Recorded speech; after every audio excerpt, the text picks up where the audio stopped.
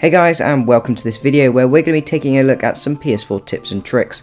I've included a wide variety of stuff in this video, with everything from things you can do to speed up your PS4 to features you may not have known even existed, like facial recognition, so hopefully there's something for everyone.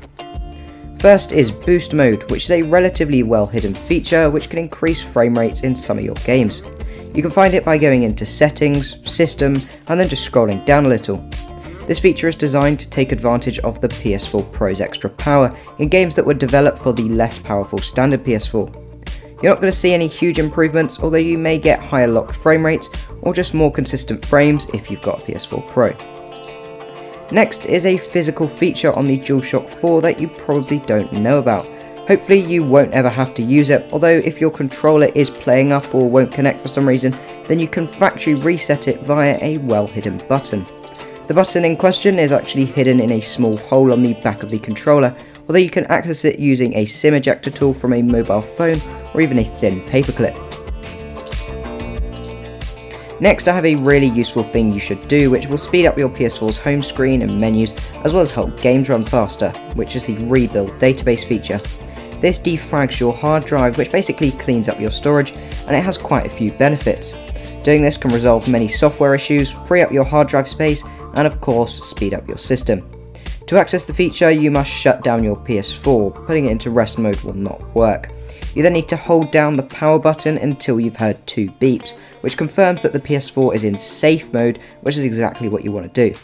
Then connect your controller to the PS4 via a USB and click on Rebuild Database. The PS4 will now tell you that this could take a few hours to complete, although it doesn't usually take that long. For those who haven't had a PS4 for long though, this is probably not worth doing, as you won't see much benefit. If yours is over a year-ish old though, then it's probably a good idea and you should give it a try. The next thing on this list is one of the more hidden features on PlayStation 4, as it's something you're unlikely to stumble upon by accident. This feature lets you choose whether you want to have your online status set to on or offline before you log in. To do this, press options when hovering over the account you want to log into, and then just select login appearing offline or online or whatever you want. Personally, I find this can be really useful, for instance if you plan to just watch Netflix, or if you're playing games with family and you don't want your friends inviting you when they see the notification that you're online. The next thing on this list is Remote Play, which is a really cool feature which Sony haven't actually marketed that much. Remote Play allows you to connect to your PS4 from pretty much any device. It streams all the data to wherever you are, so you can play all of your games from your phone, tablet, Mac or Windows machine, and all you need is an internet connection.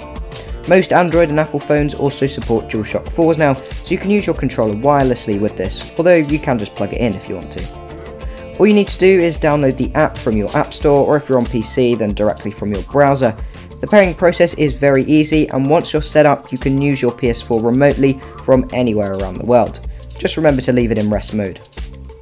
Next up is facial recognition, which you can enable by going into login settings and then selecting enable face recognition.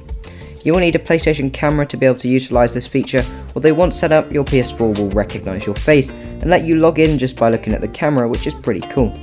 Alternatively, you can also set up a 4-digit code, which you'll have to enter every time you want to log in. Not a lot of people will use this feature, but it's an easy way of keeping others from using your account if that's what you want. To set up a passcode, go to Settings and then Login Settings. Next is a tip which can help your controller battery last a bit longer by dimming the brightness of the LED. You can do this by holding down your PlayStation button on your controller, going into Sound, Devices, and then Brightness of DualShock 4 light bar. I tend to leave mine on medium or dim, as it does help with battery life somewhat, and the light bar isn't really that important in most games. I've also got some tips for typing with your DualShock 4, as gamepads weren't really designed for using a keyboard. Luckily there are 3 alternative options for typing on PS4, with the first being the touchpad. If you click R3 then you could just use the touchpad to navigate the keyboard. If that's not for you, because it is quite sensitive and tricky to use, then hit R3 again and move the controller around, which will let the gyroscopes in the controller move around the cursor to let you type. The final method is through the official PS4 second screen app, where you can select the keyboard icon and go and use your phone to type. This works well and the app connects quickly, although for one quick salty comment at your teammate it's probably not worth it. Finally, I have one last little useful feature, which is HDMI device link, which you can find by going into System Settings and then just scrolling down and enabling it. This means that your monitor or TV will turn on with your PS4, which is quite useful and rather convenient.